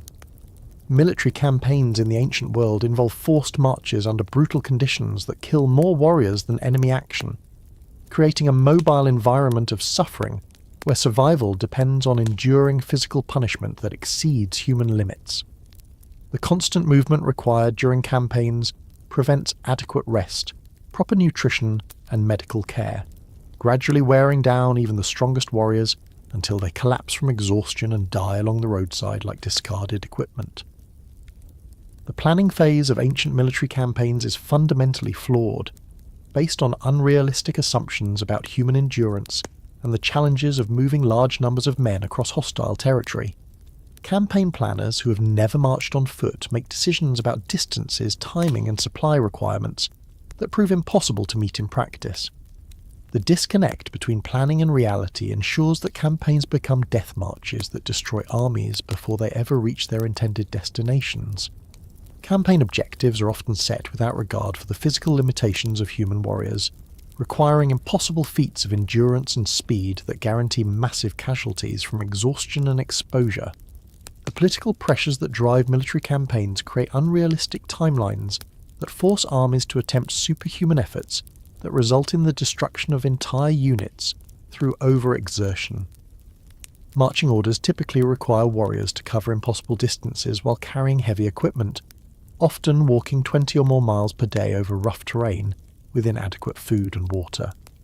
The pace of military marches is set by commanders who ride horses and have no understanding of the physical demands placed on foot soldiers. Warriors who cannot maintain the required pace are left behind to die or face execution for desertion. The daily marching schedule begins before dawn and continues until well after dark, allowing minimal time for rest and recovery. Warriors are roused from inadequate sleep and forced to begin marching immediately, often without time to eat or attend to basic bodily needs. The relentless pace allows no accommodation for fatigue, injury, or illness, creating a system that treats human beings as expendable machines. The distances covered during forced marches exceed the physical capabilities of malnourished, exhausted warriors carrying heavy loads over difficult terrain. The calculations used to determine marching distances are based on optimal conditions that rarely exist in practice, failing to account for weather, terrain, equipment failures, and the cumulative effects of exhaustion on marching speed. The equipment carried by marching warriors includes weapons, armour, personal belongings, and portions of communal supplies that may weigh 60 pounds or more per person. This enormous load must be carried while maintaining a rapid pace over terrain that may include mountains, swamps, deserts, or other challenging environments. The weight of equipment causes chronic back injuries and joint problems that affect warriors for the rest of their lives. The distribution of equipment load is often uneven and poorly planned, with some warriors carrying far more than their share, while others are relatively unburdened based on rank and favouritism rather than physical capability. The heavier loads are typically assigned to the weakest warriors, ensuring that those least able to carry heavy equipment are burdened with the greatest weights. The equipment itself is often poorly designed for portability, with weapons and armour that are awkward to carry and prone to shifting during movement. The lack of proper carrying equipment means that warriors must improvise straps and attachments that create pressure points and cause additional discomfort during long marches. Personal belongings must be kept to an absolute minimum, forcing warriors to abandon items that might provide comfort or medical assistance during the campaign. The inability to carry adequate clothing, bedding, or personal care items ensures that warriors suffer from exposure and poor hygiene throughout the march. Footwear available to ancient warriors is typically crude leather sandals or boots that provide minimal protection and fall apart quickly under the stress of long marches. Many warriors march barefoot over rough terrain, developing severe foot injuries including cuts, blisters, and infections that make walking agonizing. Foot injuries often become infected and may require amputation or cause death from blood poisoning. The construction of ancient footwear is primitive and inadequate for the demands of military marching, with poor materials and craftsmanship that guarantee rapid deterioration. The leather used may be poorly tanned and prone to cracking, while the stitching is often weak and fails under stress. The lack of proper sole construction means that feet receive little protection from rocks, thorns, and other hazards. Foot care during campaigns is non-existent, with no opportunity to clean, treat, or rest injured feet. Blisters develop into open sores that become infected with bacteria from contaminated ground and water. The infection spreads through the foot and may enter the bloodstream, causing sepsis that can prove fatal. The replacement of worn-out footwear is impossible during campaigns, forcing warriors to continue marching with inadequate or no foot protection. Some warriors attempt to fashion crude foot coverings from available materials, but these improvised solutions are often worse than going barefoot, and may cause additional injuries. The roads used by ancient armies are rough tracks that may be muddy, rocky, or covered with obstacles that make marching dangerous and exhausting. Warriors must navigate these primitive roads while maintaining formation and carrying heavy loads, often in darkness or poor weather conditions. Falls and injuries are common, and wounded warriors who cannot continue marching are typically abandoned. Road conditions vary dramatically with weather, turning dry paths into impassable mud during rains, or creating clouds of choking dust during dry periods. The lack of proper road construction means that routes may be blocked by fallen trees, washouts, or other obstacles that force armies to take dangerous detours or attempt to clear paths while maintaining marching schedules. The formation requirements for marching armies create additional hazards, as warriors must maintain precise positions and spacing while navigating difficult terrain. The inability to see clearly in formation means that warriors may step into holes, trip over obstacles, or collide with other marchers, causing injuries and disrupting the entire column. Night marching is particularly dangerous, as warriors must navigate treacherous terrain in darkness while maintaining formation and carrying heavy loads. The lack of adequate lighting means that falls and injuries are common, while the exhaustion from day marching makes night movement even more hazardous. Weather during military campaigns adds another layer of suffering to the already difficult conditions, with warriors forced to march through rain, snow, extreme heat, or other harsh conditions that cause exposure injuries and illness. There is no shelter available during marches, and warriors must continue moving regardless of weather conditions. Many warriors die from exposure-related causes including hypothermia, heat stroke, and dehydration. Rain during campaigns turns roads into quagmires and soaks warriors' clothing and equipment, creating additional weight and discomfort. The wet conditions cause equipment to rust and deteriorate, while creating ideal conditions for bacterial and fungal infections. Warriors may march for days in wet clothing that never has opportunity to dry, causing skin breakdown and illness. Snow and cold weather create hypothermia risks for warriors who lack adequate clothing and shelter. The combination of wet clothing, inadequate nutrition, and exhaustion makes warriors particularly vulnerable to cold-related injuries including frostbite and hypothermia. Many warriors freeze to death during winter campaigns, their bodies left along the roadside as armies continue their marches. Extreme heat during summer campaigns causes heat exhaustion and heat stroke that can prove fatal to warriors carrying heavy loads and wearing metal armour. The lack of adequate water supplies compounds the heat problems, as dehydrated warriors become increasingly vulnerable to heat-related illness. Some warriors die from overheating, while others remove protective equipment to avoid heat stroke, leaving themselves vulnerable to enemy weapons. Food and water supplies during campaigns are irregular and often inadequate, with warriors receiving reduced rations or no food at all when supply lines are disrupted. The physical demands of marching while malnourished cause rapid weight loss and weakness that make warriors more susceptible to injury and illness. Dehydration is a constant problem, particularly during summer campaigns or marches through arid regions. Supply line management is primitive and unreliable, depending on wagons and pack animals that may break down or be captured by enemies. The coordination required to maintain supplies for moving armies often breaks down, leaving warriors without adequate food or water for extended periods. The competition for limited supplies creates conflict and violence within the ranks. Water sources along campaign routes may be contaminated, insufficient, or controlled by enemy forces, forcing armies to ration water or drink from unsafe sources. The water requirements for large armies often exceed the capacity of available sources, creating shortages that weaken warriors and reduce their ability to continue marching. Foraging requirements force warriors to search for food while maintaining marching schedules, often requiring them to work additional hours after completing exhausting daily marches. The foraging process may involve dangerous activities including hunting wild animals or raiding hostile settlements, creating additional risks and casualties. Sleep during campaigns is limited to brief rest periods, when warriors may lie down on hard ground without adequate bedding or shelter. The combination of physical exhaustion and discomfort makes restful sleep impossible, creating chronic sleep deprivation that affects judgment and coordination. Warriors may march for days with little or no sleep, increasing the risk of accidents and reducing combat effectiveness. The sleeping conditions during campaigns are harsh and provide no recovery from the physical stress of daily marching. Warriors must sleep on wet ground, in freezing temperatures, or in other conditions that prevent proper rest and recovery. The lack of adequate bedding means that warriors wake up stiff, sore, and poorly rested.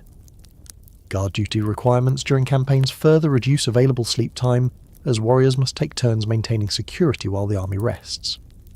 The guard rotations may require warriors to remain awake for additional hours after completing exhausting marches, ensuring that no one receives adequate rest.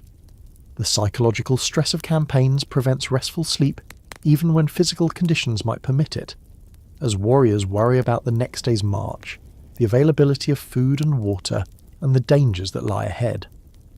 The constant anxiety and fear create insomnia that compounds the effects of physical exhaustion. River crossings during campaigns are particularly dangerous, as ancient armies have no pontoon bridges or other specialised equipment for safely transporting large numbers of warriors across water obstacles. Warriors may be forced to swim across rivers while wearing armour and carrying equipment, often drowning in the attempt. Those who cannot swim are typically left behind or forced to find dangerous alternative routes. The construction of temporary river crossings involves dangerous work by warriors who must enter fast-moving water while carrying heavy materials and tools. Many workers are swept away and drowned during bridge construction, while others are injured by falling timbers or other construction accidents. River crossings create bottlenecks where armies become vulnerable to enemy attack while struggling to move men and equipment across water obstacles. The crossing process may take days to complete, during which parts of the army are trapped on either side of the river and unable to support each other. Equipment and supplies are often lost during river crossings, as boats capsize or materials are swept away by currents. The loss of essential supplies during crossings can doom entire campaigns by leaving armies without adequate food, weapons, or other necessities for survival. Mountain passes and other difficult terrain create bottlenecks where armies become vulnerable to enemy attack while struggling with challenging geography. Warriors must navigate narrow paths while carrying heavy loads, often with steep drops that make falls fatal. The altitude and thin air in mountain regions cause additional breathing difficulties for warriors who are already exhausted from marching. Mountain terrain requires specialised equipment and techniques that ancient armies rarely possess, forcing warriors to attempt dangerous climbs and traverses with inadequate gear and training. The narrow paths in mountain regions may only allow single-file movement, creating long, vulnerable columns that can be easily attacked or blocked by small enemy forces. The weather in mountain regions is unpredictable and dangerous, with sudden storms that can trap armies in exposed positions where they may freeze or be struck by lightning. The combination of altitude, cold, and exhaustion proves fatal for many warriors who lack the physical reserves to survive mountain crossings. Disease spreads rapidly through armies during campaigns, as the close contact and poor sanitation create ideal conditions for infectious diseases to flourish. Warriors have no opportunity to recover from illness during campaigns, and must continue marching while sick, often collapsing and dying on the march. Epidemic diseases can destroy entire armies without any enemy action. The crowded conditions during campaigns ensure that any contagious disease spreads rapidly through the entire army, affecting large numbers of warriors simultaneously. The lack of medical care means that even treatable diseases prove fatal, while the stress and exhaustion of marching weakens immune systems and makes warriors more susceptible to infection. Sick warriors who cannot keep up with the march are abandoned to die, as armies cannot afford to slow their pace or allocate resources to caring for the ill. The abandonment of sick comrades creates additional psychological stress for healthy warriors who know they face the same fate if they become ill. Foraging for food during campaigns requires warriors to search for edible plants, hunt animals, or steal from local populations while maintaining the pace of the march. The time and energy required for foraging often exceeds the nutritional value obtained, creating a situation where warriors expend more calories searching for food than they consume. Many warriors survive by eating grass, bark, or other substances with no nutritional value. Foraging activities are dangerous and often result in injuries or deaths as warriors attempt to hunt wild animals or climb trees to gather food. The weapons and tools available for foraging are inadequate for the task, while the lack of knowledge about local plants may lead to poisoning from toxic species. Competition for foraged food creates conflict within the ranks, as warriors fight over scarce resources and stronger individuals take food from weaker ones. The foraging process may also provoke conflicts with local populations who resist having their food supplies stolen by passing armies. Discipline during campaigns is maintained through brutal punishment, including execution, flogging, or abandonment for warriors who cannot maintain the required pace or follow orders. The threat of punishment creates additional stress and fear that affects warriors' ability to perform effectively. Some warriors prefer death to continuing the march, leading to suicides and desertions that weaken the army. The punishment system during campaigns is arbitrary and harsh, with officers using violence to maintain control over exhausted and desperate warriors. Minor infractions may result in severe beatings or death, while the constant threat of punishment creates an atmosphere of terror that affects every aspect of campaign life. Desertion becomes increasingly attractive as campaigns progress and conditions worsen, but the punishments for desertion are severe and often involve torture and execution. The families of deserters may also face punishment, creating additional pressure on warriors to continue marching despite hopeless conditions. Navigation during campaigns relies on crude maps and local guides who may be unreliable or deliberately misleading, leading armies into dangerous terrain or extending marches far beyond their planned duration. Lost armies may wander for weeks or months, gradually dying from starvation and exhaustion as they search for their intended routes. The lack of accurate navigation makes every campaign a potentially fatal expedition into unknown territory. The maps available to ancient armies are often inaccurate or outdated, showing roads and landmarks that no longer exist or failing to indicate dangerous terrain and obstacles. The scale and detail of ancient maps are inadequate for precise navigation, leading to frequent mistakes and detours that extend campaigns far beyond their planned duration. Local guides may be unreliable due to language barriers, lack of knowledge, or deliberate deception designed to lead armies astray. The capture and interrogation of guides may provide false information if the guides are tortured into giving answers they think their captors want to hear rather than accurate directions. The consequences of navigation errors are severe, as lost armies may exhaust their supplies while searching for correct routes, or march into terrain that proves impossible to traverse. Some armies disappear entirely during campaigns, their fate unknown as they wander into hostile territory and are never seen again. Combat injuries sustained by ancient warriors typically prove fatal, not from the initial trauma, but from the inevitable infections that develop in wounds treated with primitive medical techniques by individuals with no understanding of hygiene or anatomy. The process of dying from infected wounds is slow and agonizing, often taking weeks or months as the victim gradually succumbs to blood poisoning, gangrene, or organ failure. Sword cuts and stab wounds are common in ancient warfare, typically penetrating deeply into muscle, bone, and internal organs while creating jagged wounds that are difficult to heal even with modern medical care.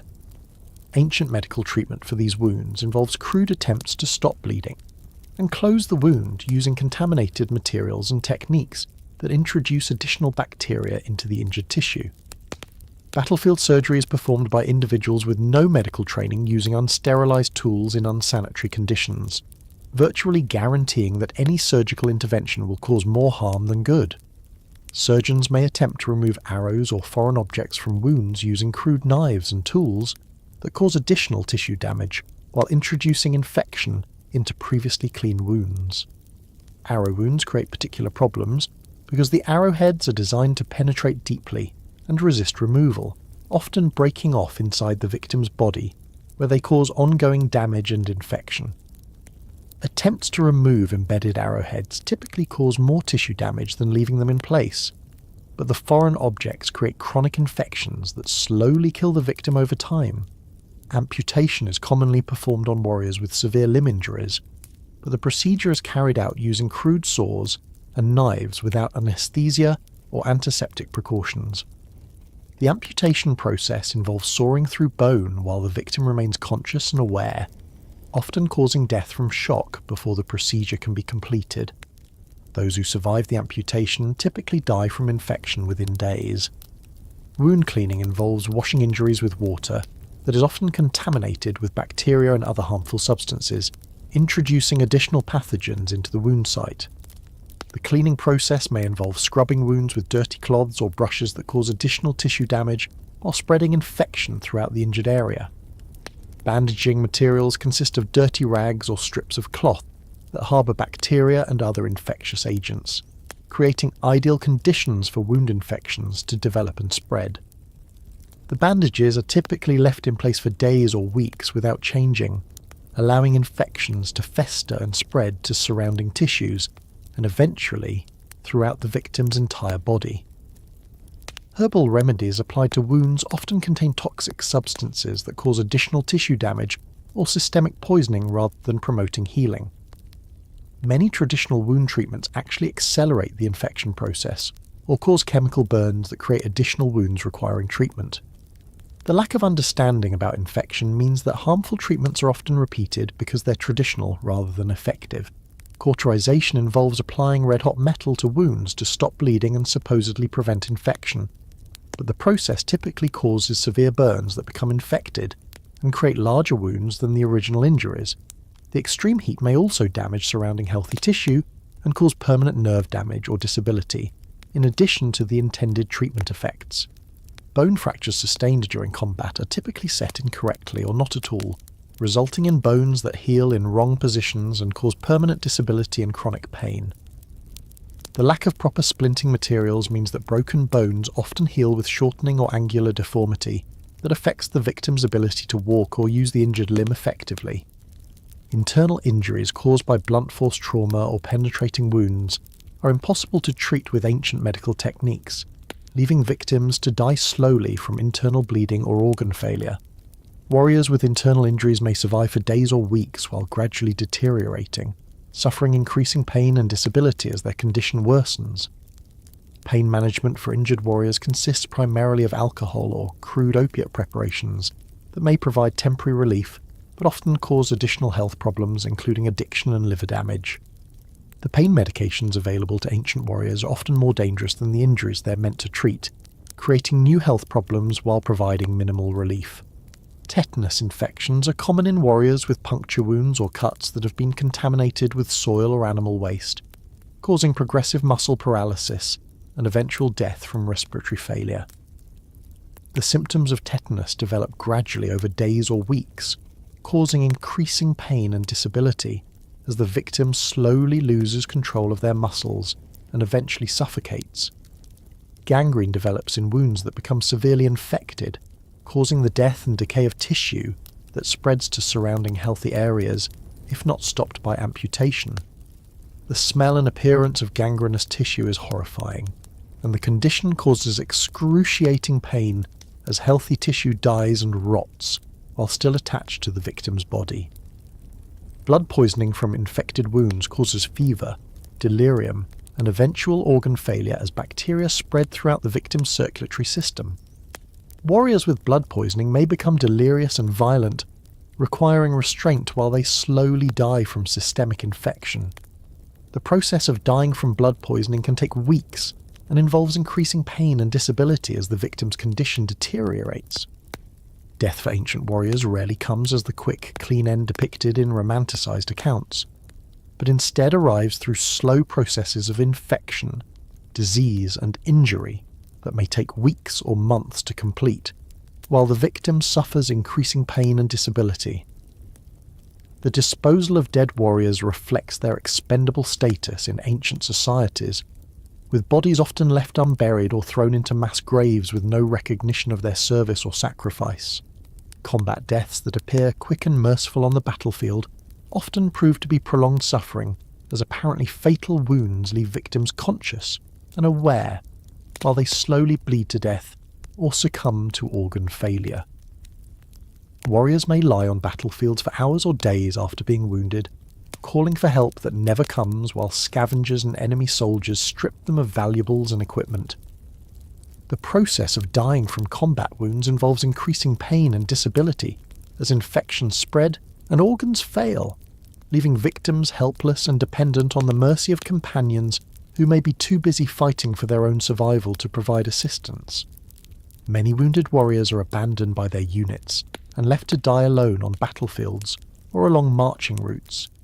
Execution of captured warriors involves prolonged torture designed to extract information or provide entertainment for the captors, with victims subjected to methods of killing that maximize suffering and humiliation.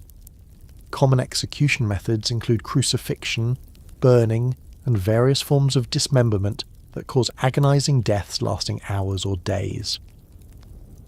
Disease deaths among warriors typically involve gradual wasting and weakness, as infections or malnutrition slowly destroy the victim's health and ability to function. Warriors dying from disease may remain conscious and aware while their bodies deteriorate, experiencing increasing pain and disability as they gradually lose the ability to care for themselves. Suicide among warriors is common as they face capture, dishonor, or prolonged suffering from wounds and disease that make continued existence unbearable. The methods available for suicide are typically violent and unreliable, often resulting in failed attempts that leave victims worse off than before while still facing the conditions that drove them to desperation. Body disposal after battle involves mass burial in shallow graves, or simply leaving corpses to rot where they fell, providing food for scavengers and spreading disease among the living.